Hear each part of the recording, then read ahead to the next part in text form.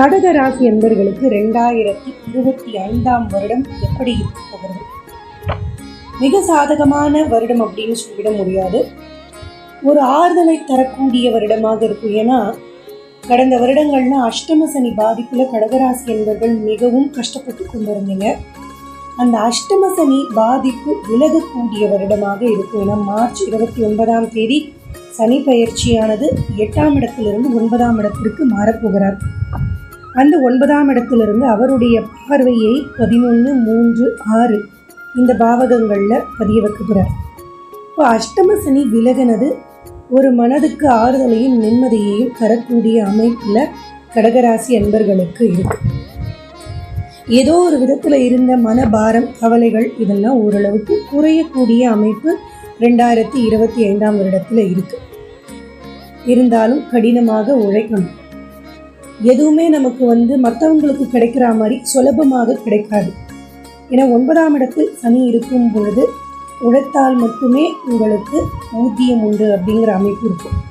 இதனால் கடினமாக உழைங்க. வரக்கூடிய வாய்ப்புகளை எல்லாம் நீங்கள் சரியாக பயன்படுத்தி கொண்டீங்க அப்படின்னா தான் வளர்ச்சியும் முன்னேற்றமும் வருமானமும் உங்களுக்கு உண்டாகும்.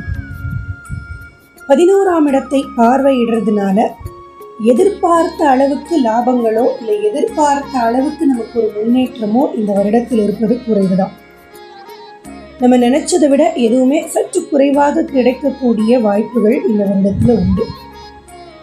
அதிகம் உழைப்பை போட வைப்பார். வேலை வாய்ப்புகள் ஆனால் ஏற்படுத்தி கொடுப்பார் இந்த சனி. ரொம்ப நாளாக கஷ்டப்பட்டுட்டு இருந்தாங்க, இருந்த வேலை போயிடுச்சு, வருமானத்துக்கு ஏதோ ஒரு வேலை பார்த்தா அந்த வேலையும் போயிடுச்சு. இந்த அஷ்டம சனி காலத்தில் எத்தனையோ விதத்தில் சங்கடம் பட்டாச்சு அப்படிங்கிற இந்த கஷ்டங்கள், வேலையில் இருக்கக்கூடிய பிரச்சனைகள், வேலை இல்லாத தன்மை, இதெல்லாம் இந்த சனியின் நகர்வு, 6ஆம் இடத்தில் சனியின் பார்வை உங்களுக்கு வேலை வாய்ப்பில் ஒரு முன்னேற்றமும் வேலை கிடைக்கவும் உங்களுக்கு செய்ய வைக்கும். சுபகிரகமான குரு 12ஆம் இடத்திற்கு நகர்கிறார். லாபஸ்தானத்திலிருந்து விரயஸ்தானத்திற்கு நகரும் பொழுது சுப விரயங்களை உங்களுக்கு ஏற்படுத்தி கொடுப்பார். ஏதோ ஒரு செலவு, நல்ல செலவு, ஆனால் வருத்தப்படக்கூடிய அளவில் இல்லாமல் சந்தோஷமான மகிழ்ச்சியான செலவு. எதுவாக இருந்தாலும் நம்மளுடைய சேவிங்ஸ் கரையிறது தான். அதனால் செலவுகளை அதிகரிக்கக்கூடிய சுபகுரு சுப விரயங்களை ஏற்படுத்தி கொடுப்பார். அவருடைய பார்வையை அவர் 4, 6 மற்றும் 8ஆம் பாவகங்களில் பதிய வைக்கிறார். அதனால் வீடு வாங்கிறது, வண்டி வாங்கிறது, வீடு புதுப்பிக்கிறது, ரிப்பேர் ஒர்க் பண்ணுறது, இல்லை வசதியே இல்லாத ஒரு வீட்டில் நான் கொடுத்துன்னு இருக்கேன், கொஞ்சம் இன்னும் பெட்டரான ஒரு ஏரியாவுக்கோ பெட்டரான ஒரு வீட்டுக்கோ போகலாமா அப்படின்லாம் பார்த்துட்டு தேடிக்கொண்டிருப்பவர்களுக்கு மனதிற்கு பிடித்த மாதிரியான வீடு அமைவது, இதெல்லாம் இந்த 2025ஆம் வருடத்தில் கடகராசி என்பர்களுக்கு ஏற்பட வாய்ப்புண்டு. இன்னொன்று, 12ஆம் பாவகத்தில் குரு வரும் பொழுது வெளிநாட்டுக்கு போகக்கூடிய வாய்ப்புகள் உண்டாகும். ஆன்சைட் ப்ராஜெக்ட்னு திடீர்னு கிளம்புவீங்க. இல்லை படிப்பு உங்களுக்கு ஃபாரின் யூனிவர்சிட்டிஸில் உங்களுக்கு சீட்டு கிடைக்கலாம். இல்லை வேலை வாய்ப்பும் தேடிட்டு இருந்தது கிடைக்கலாம். இந்த மாதிரி ஏதோ ஒரு காரணத்துக்காக வெளிநாடு போகக்கூடிய அமைப்பும் கடகராசி அன்பர்களுக்கு ஏற்படும். 8ஆம் இடத்தில் குரு பார்வை அப்படிங்கிறது மறைமுகமான சில பண வரவுகளை உங்களுக்கு ஏற்படுத்தி கொடுக்கும். அதே மாதிரி உங்கள் மேலே இருக்கக்கூடிய கலங்கங்கள், சங்கடங்கள், பழிகள் இதெல்லாமும் விலகக்கூடிய அமைப்பு இந்த 8ஆம் இடத்தின் குரு பார்வையினால் உங்களுக்கு ஏற்பட போகுது. அதே நேரத்தில் அதே 8ஆம் இடத்திற்கு ராகு பெயர்ச்சியாகி மே மாதத்தில் வரக்கூடிய அமைப்புண்டு. இந்த ராகு 8ஆம் இடத்தில் அமரும் பொழுது ட்ராவலில் ரொம்ப கவனமாக இருக்கணும். குறிப்பாக செல்ஃப் டிரைவ் பண்ணக்கூடியவங்க மிகவும் கவனத்தோடு நீங்கள் டிரைவ் பண்ண வேண்டியது மிக மிக அவசியம். முடிந்த வரையிலும் பப்ளிக் டிரான்ஸ்போர்ட் எடுத்து ட்ராவல் பண்ண பாருங்கள். இங்கேயா லாங் டிஸ்டன்ஸ்க்கு நீங்கள் ட்ராவல் பண்ணுறீங்க அப்படின்னா பப்ளிக் டிரான்ஸ்போர்ட் யூஸ் பண்ணுங்கள்.